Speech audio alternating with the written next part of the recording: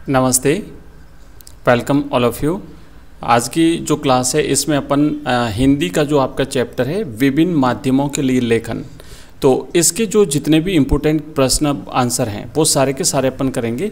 तकरीबन इसमें 100 के आसपास प्रश्न रहेंगे, तो इन्हें अलग अलग भागों में अपन कंप्लीट करेंगे। तो आज का जो फर्स्ट भाग है इसमें कुछ इम्पोर्टेंट क्वेश्चन आंसर्स लेते हैं। आइए शुरुआत करते हैं। पहला प्रश्न है कि इंटरनेट पत्रकारिता को अन्य किन किन नामों से पुकारा जाता है, इसका प्रयोग कहाँ कहाँ होता है। देखिए, जो अपने लेखन के जो विभिन्न माध्यम हैं इसमें जो 4 माध्यम हैं, इसमें प्रिंट मीडिया है, टेलीविज़न, रेडियो और इंटरनेट है। तो इंटरनेट में एक इंटरनेट पत्रकारिता होती है, उसके बारे में आपको लिखना है यहाँ पे। तो ध्यान से समझिए और उसके बाद लिखेंगे कि जो इंटरनेट पत्रकारिता है इसको ऑनलाइन पत्रकारिता, साइबर पत्रकारिता और वेब पत्रकारिता के नामों से पुकारा जाता है, जिसके अंतर्गत एक माध्यम या औजार के रूप में ईमेल से समाचारों के प्रेषण, संकलन, सत्यापन और पुष्टिकरण हेतु इंटरनेट का प्रयोग किया जाता है। तो इसे ऑनलाइन पत्रकारिता या फिर इंटरनेट पत्रकारिता कहते हैं। नेक्स्ट है, दूसरा क्वेश्चन है, इंटरनेट पत्रकारिता का इतिहास संक्षेप में लिखिए। तो आपको लिखना है, देखिए अभी जो 4 माध्यम हैं लेखन के विभिन्न माध्यमों में, अभी फिलहाल अपन इंटरनेट पत्रकारिता के बारे में जानते हैं, उसके बाद प्रिंट मीडिया के बारे में भी देखेंगे, रेडियो, टेलीविज़न, सब के बारे में जानेंगे। तो जो दूसरा प्रश्न है यह है इंटरनेट पत्रकारिता का इतिहास आपको बताना है। तो इसमें आप लिखेंगे कि इंटरनेट पत्रकारिता का प्रथम दौर 1982 से 1992 तक रहा था। ध्यान रखना इंपॉर्टेंट है, क्योंकि वर्तमान में जो पत्रकारिता के विभिन्न माध्यम हैं उसमें इंटरनेट सबसे लोकप्रिय माध्यम है, क्योंकि इसमें श्रव्य, दृश्य और जो मतलब देखने सुनने की सुविधा जो है वो इसमें एक साथ रहती है। तो इसलिए ये ज़्यादा और उपलब्ध है, चूँकि फिलहाल नेट के माध्यम से हम सब कुछ समाचार जो है वो प्राप्त कर सकते हैं। तो सबसे लोकप्रिय माध्यम है पत्रकारिता का, इसलिए इस पर प्रश्न विशेष रूप से बनेगा। तो इसका जो प्रथम दौर था ये 1982 से 1992 तक रहा था। दूसरा दौर 1993 से लेकर के 2001 तक और 2002 से अब तक यह तीसरा दौर चल रहा है। प्रथम दौर प्रयोग का दौर था। द्वितीय दौर में इसका बहुत विकास हुआ, जिसे देखो वहीं इंटरनेट और .com की बात करने लगा। सूचनाओं के आदान प्रदान के माध्यम से इंटरनेट सर्वोपरि है। 2002 से इंटरनेट पत्रकारिता का तीसरा दौर अभी फिलहाल प्रगति पर है। नेक्स्ट है अपना अगला प्रश्न, मुद्रित माध्यम की मुख्य कमियों के बारे में आप क्या जानते हैं। तो जो लेखन के विभिन्न रूप हैं उसमें पहला जो माध्यम होता है वो है प्रिंट मीडिया, या जिसे अपन मुद्रित माध्यम कहते हैं।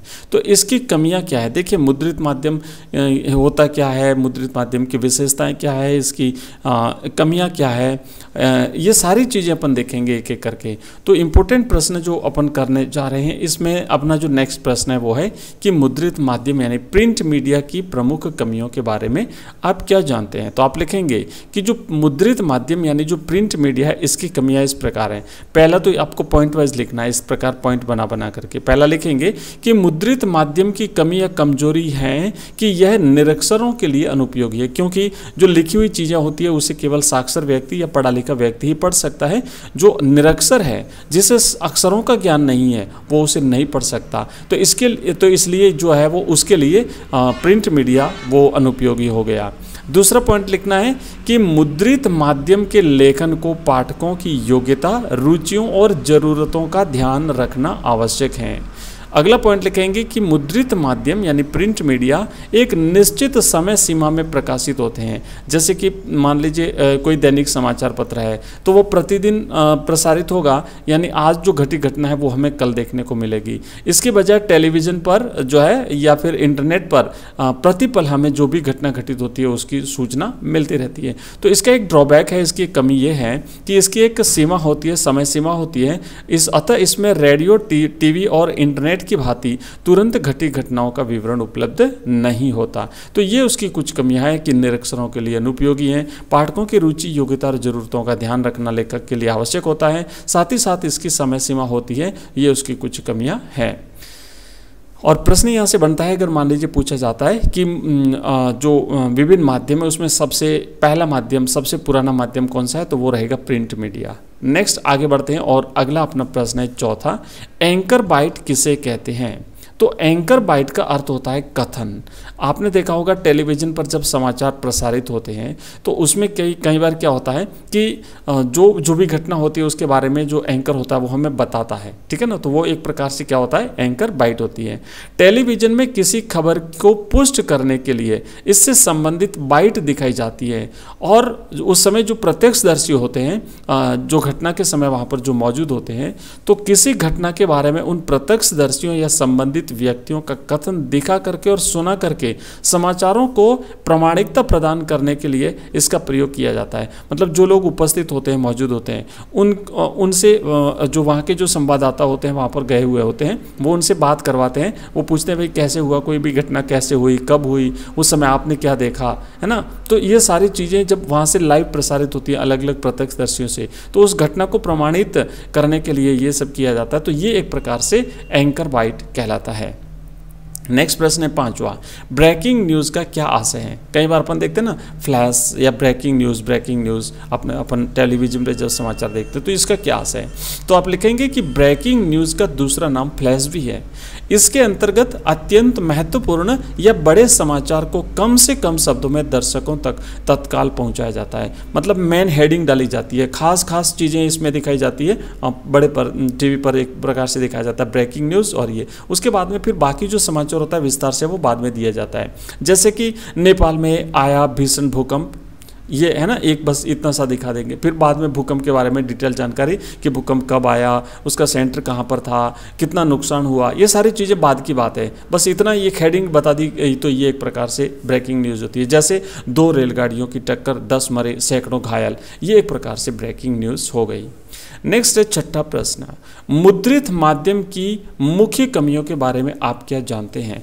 तो अभी हमने जो प्रिंट मीडिया है उसकी कमियां अभी थोड़ी देर पहले भी हमने देखा था कि ये निरीक्षणों के लिए अनुपयोगी हैं और ये पाठकों की रुचि का ध्यान रखना पड़ता है ना, इस समय सीमा ये हमने कर चुके हैं, रिपीट हुआ है यहाँ पे एक प्रश्न।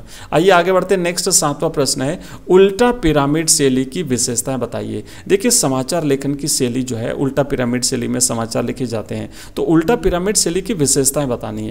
तो आप लिखेंगे यहाँ पे कि उल्टा पिरामिड शैली की निम्नलिखित विशेषता है। पहला लिखना है कि उल्टा पिरामिड शैली में समाचार का महत्वपूर्ण तथ्य सबसे पहले लिखा जाता है, उसके बाद घटते हुए महत्व क्रम के अनुसार अन्य सूचना और तथ्यों को लिखा जाता है।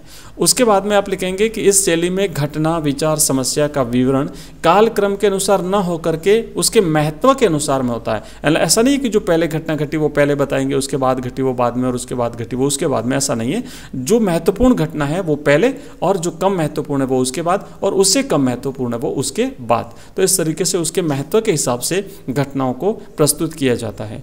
उल्टा पिरामिड शैली का चरमोत्कर्ष अंत में न होकर शुरू में ही हो जाता है, और इस शैली में कोई निष्कर्ष नहीं होता। तो ये उल्टा पिरामिड शैली की कुछ विशेषता है। आपने देखा होगा पिरामिड इस तरीके से बनता है, जैसे त्रिभुज बनाते हैं अपन, ये तो पिरामिड हो गया, लेकिन उल्टा पिरामिड शैली में इसका उल्टा हो जाता है, नीचे उसका मुंह होता है, मतलब इस तरीके से है ना, ये ऐसे होता है।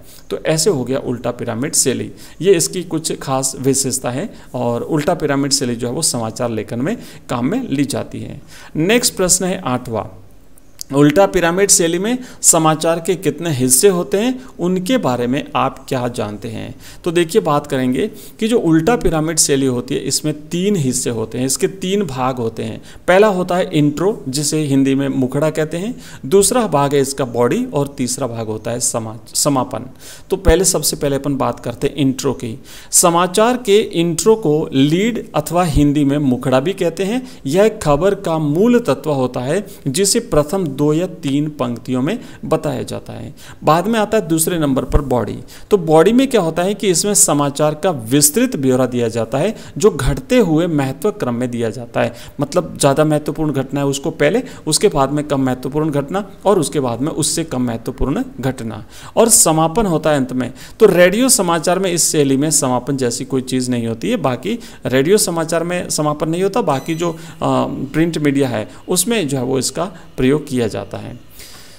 नेक्स्ट है 9वां प्रश्न है कि जन संचार के प्रमुख माध्यम कौन कौन से हैं, इन माध्यमों में समाचारों के लेखन और प्रस्तुति में क्या अंतर है। तो देखिए जन संचार के 4 प्रमुख माध्यम हैं। पहला है प्रिंट मीडिया, दूसरा है टीवी, तीसरा है रेडियो और चौथा है इंटरनेट। तो ये 4 माध्यम हैं। अब इन माध्यमों में देखिए अंतर क्या होता है कि ये जो सभी माध्यम है इनमें समाचार की लेखन शैली और प्रस्तुति में अंतर होता है। जैसे कि अखबार जो होता है वो पढ़ने के लिए होता है, मतलब उसमें अखबार को हम केवल पढ़ सकते हैं। रेडियो जिसे हम केवल सुन सकते हैं, और टीवी जो है वो देखने के लिए भी होता है और उसमें सुनने के लिए भी होता है। लेकिन इंटरनेट जो कि चौथा माध्यम है संचार का, तो ये जो इंटरनेट होता है इसमें पढ़ने की, सुनने की, देखने की तीनों ही सुविधाएं उपलब्ध होती हैं। तो वर्तमान में इसलिए जो इंटरनेट है ये इसका जो है वो सबसे लोकप्रिय माध्यम है जनसंचार का। ठीक है, तो ये हमने किए हैं 9 क्वेश्चंस, 9 प्रश्न किए हैं, और आगे के जो प्रश्न हैं वो अपन नेक्स्ट वीडियो में लेंगे। मिलते हैं जल्दी नेक्स्ट वीडियो में, तब तक के लिए बाय, थैंक यू, धन्यवाद।